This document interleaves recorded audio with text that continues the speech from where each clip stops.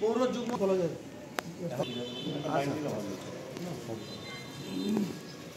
College শাখার নেতৃবৃন্দ এখানে উপস্থিত আছে। তারপরে আমরা এলাকা থেকে সিটি কলেজ গিয়া বলো। আসসালামু আলাইকুম, মঞ্চে বলছি দিনাজপুর জেলা ছাত্রদলের বিপ্লবী সভাপতি। দিনাজপুর জেলায় বিশ্ববিদ্যালয় হয়েছে, মেডিকেল কলেজ হয়েছে, আরো অনেক উন্নয়ন হয়েছে। এগুলো কারা করেছে, এগুলো কারা বলে হয়েছে।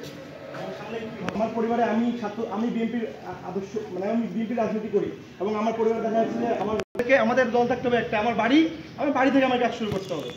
তো আমরা যদি এভাবে করতে পারি তাহলে মনে হয় আমাদের এবার আমাদের মধ্যে সহ আমাদের বিভিন্ন এলাকার এবং মুন্সিপাড়া খালপাড়া সকলের সাথে